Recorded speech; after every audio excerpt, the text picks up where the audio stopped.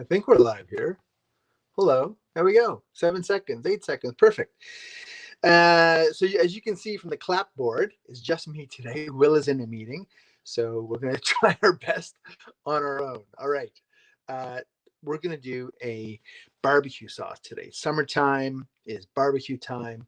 And if you've been watching any of our other shows, our Sandwich Saturday or Mustard Monday, you'll see that you'll know that we did a recent, or our social media, you'll know that we did a recent collaboration with Chef Anthony Greco and his wonderful Hillfire General and BBQ store down in Fonthill, Ontario. He calls his sauce Ontario Gold, so we're calling our sauce Tofino Gold. And just like Anthony does, did I do that right? There you go. There you go. Hey, you know why they do that clapping thing? It's so that they can sync the audio and the video and also do the color adjustments. It's a bit of a gag because we're not doing any post-production here. No editing at all. What you see is what you get at Capshot Studios here in lovely Tofino, BC.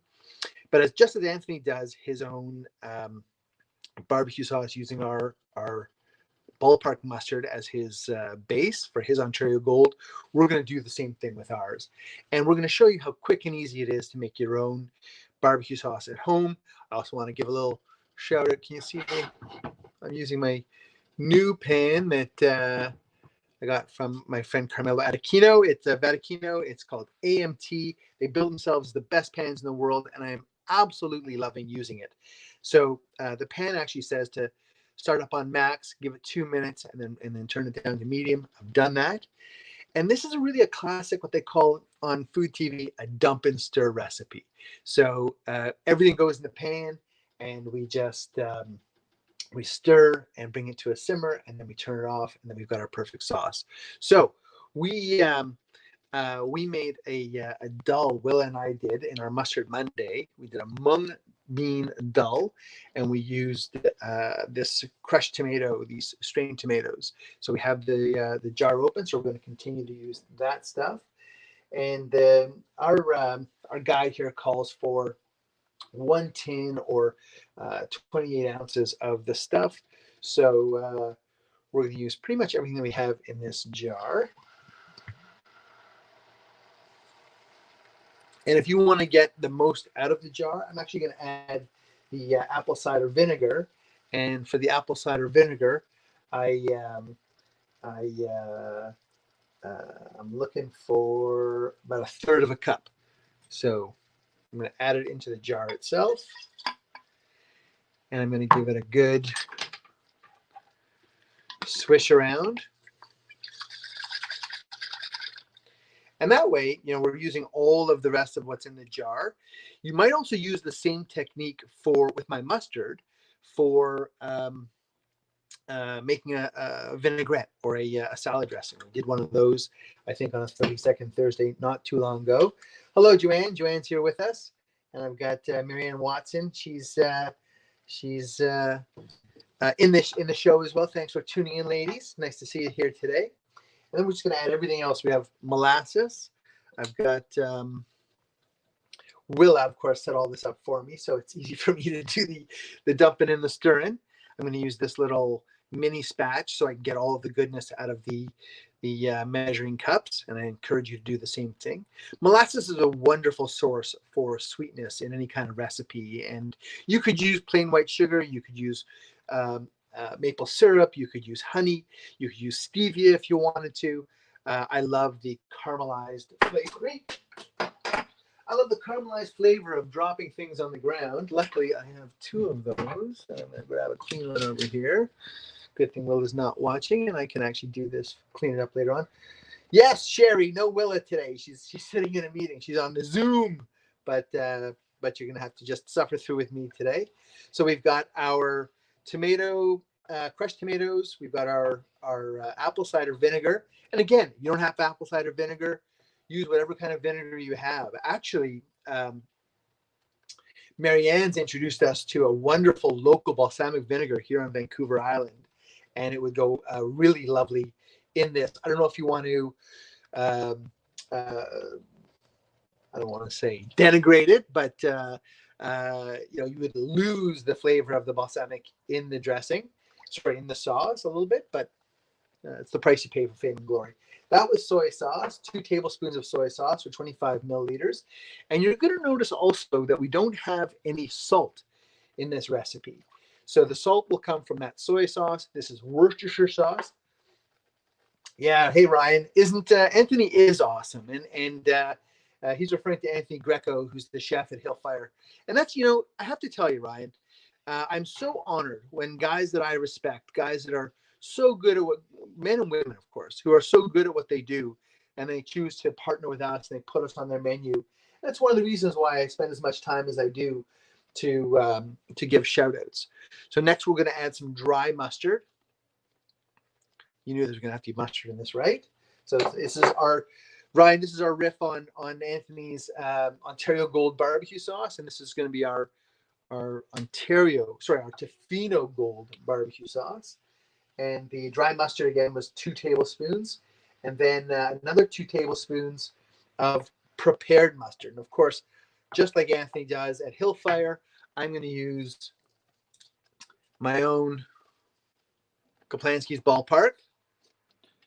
And this is, if you look at the ingredient deck, 2 tablespoons, close enough, right?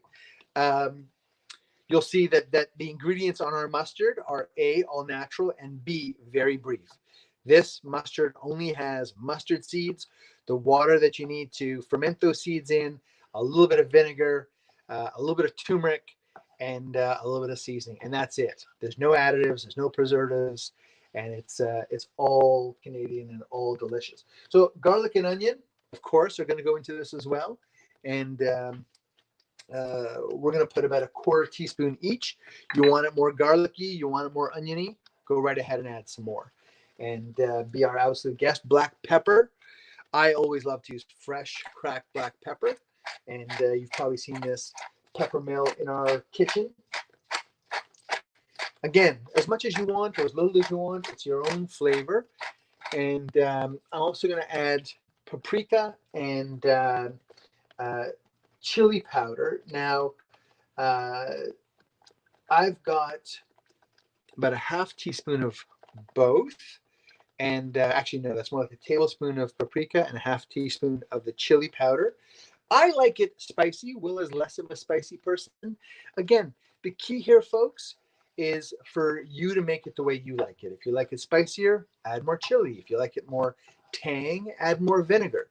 This is what we're showing you is a basic technique for making your own homemade barbecue sauce, and it's just as easy as exactly what I'm showing you right here. So we have the last is a 1/4 cup of well-packed brown sugar, and when Willa packs brown sugar, she packs brown sugar. Thanks, baby. And there you go. You stir it in and you melt it down, and that is the entirety of this recipe. So what do we do? 8 minutes. It's not 30 seconds. I realize that the whole 30-second Thursday thing is a bit of a fabrication show, but we have fun with it. And you've just seen how you can easily make your own barbecue sauce. And again, stir it through to make sure that all of those little lumps and clumps that you see are just the garlic and the onion powder sticking together. And as you cook this down and get the consistency that you want, you will be able to make it exactly the way you want. Again, you'll notice that there's no salt added because the salt was in the Worcestershire sauce, and the salt was also in the soy sauce. And pro tip of the day, folks: ABT. Oh, always be tasting. That's really good. And wow, you'll really question your need to ever buy a bottle of barbecue sauce again once you've tried making your own. It's that easy. But that being said, getting a sense of what other people do and learning from them, as I've done with Anthony at Hillfire, is what this is all about. So this is our Tofino Gold barbecue sauce. I want it to be a little bit more golden, and I'm going to add a little bit more of our Kaplansky's Ballpark flavor to do that. And That'll give us a little more gold color and be kind of perfect. And there it is. That's pretty much entirely the the recipe. Sam Bickford, hey Sam, in Newfoundland's asking if we recipes are on our page anywhere. I think Willa did actually take the time to load them on the broadcast. I haven't figured out which buttons to push to get them to appear. This is again part of the magic that Willa brings to everything that we do. But yes, we will. We usually do include the recipes, and this recipe we will include as well, so that you'll be able to make it yourself at home. It is so easy to follow, and really, tomatoes, crushed tomatoes, mustard, vinegar, sugar, whether it's the molasses or the brown sugar that we used, and then the seasonings that you like. So paprika, chili powder, garlic powder, onion powder, and actually, Sam was cool enough to send me a recipe for a bourbon mustard glazed ham. That's going to be the source of our Mustard Monday, this coming up Monday. So, Sam, thanks very much for doing that. It's really thoughtful of you. And we're going to substitute our apple Dijon mustard, and Sam has a jar of that on the way to her in Newfoundland. If you want to send us an idea of something you'd like to see us make, a sandwich you want to see us do, a sauce, a dressing, a marinade, please let me know. And as you see, we're always very open to your suggestions, because really we're here for you. And if we can brighten your day, if we can distract you, if we can show you a tip or a trick or an idea that you didn't know of before, it gives us a tremendous amount of pleasure to do that. Can you see? I don't think you can see my apron, but I'm wearing my new blue Canadian Chef and Co apron, which I absolutely love. And Sam Bickford says, "Oh yeah, it was delicious. That's what I use too." Exactly. I'm so glad to hear you say that. I love a nice glazed ham, and of course Willa's dad does as well. All the Bradshaws do out here. So I think I'm gonna be the hero for the day on Monday, where we're gonna make Sam's recipe that she sent us, the bourbon mustard glazed ham with our own apple Dijon. And that's about it, folks. So, we will post the recipe. Thanks for asking for that, Sam. Thanks for tuning in. Thanks for being part of the journey. We do have our June edition of the Kaplansky's newsletter coming out later on today. If you're not already signed up for that, please do sign up. It gives you discounts and advanced news. And folks, we've got some big news coming down the pike this month, next month, all through the summer. We're going to be making some really very exciting announcements. And can I give you a little hint? You may actually be seeing us in your community this summer, and there may and may not be TV cameras involved. Not saying anything further. Don't want to quote me on anything, but we're working on a very exciting project. It does involve both me and Willa, so there's something about. So Sam is asking for Russian, and actually, Sam, that was the very first demo that we did for 30-second Thursday. It was our Russian dressing. I'm not even sure if that recipe is actually up on the YouTube site, and if it's not, we can do it again, or we can try and find it. We really do ask for people to give us a lot of patience around here, because it really is just the two of us, and we're trying to figure out the technology and find our way through this. As you can see, I struggle when Willa's not here, and she is an essential part of the team. Defines the term better half, and so and you guys are all part of the equation too.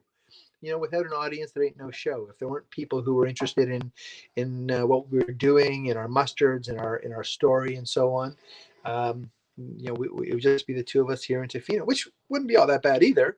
But our connection to you is what really gets us out of bed in the morning and really drives us to do all of these things. Again, a big thank you to Carmelo for the beautiful AMT pan. Bills itself as the best pan in the world because it was developed with the German culinary team. And I have to tell you, I'm really delighted using it. Holds its heat beautifully, cleans up really easily, transfers to the oven like a dream. It's a really fantastic piece of equipment. So keep your eyes, and it's not very expensive either. They're very reasonable. If you keep your eyes open for the AMT pans, I'm sure you'd be delighted. And what else can I tell you? I think that's a bit of a wrap. We're going to, now this is all sort of incorporated through and simmered. If I leave it alone for a few seconds, you'll see the bubbles coming back. We will let this cool, stick it in the jar, and it'll be good for 2 weeks.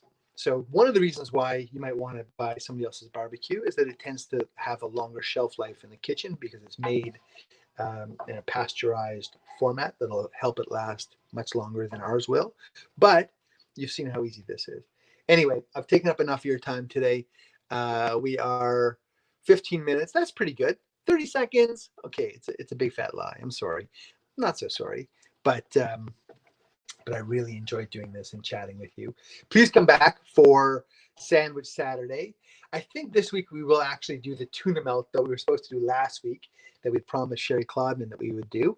And it may or may not be tuna. So here on the West Coast, it's all salmon all the time. And when Willa's dad and I and Willa go fishing together, we certainly eat some of it, we freeze some of it, and we can some of it.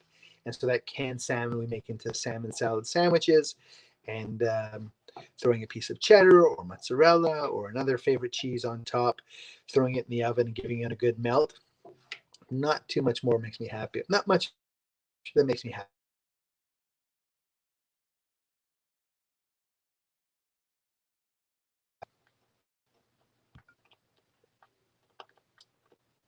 Good. Now I have to go and figure out how to turn this thing off.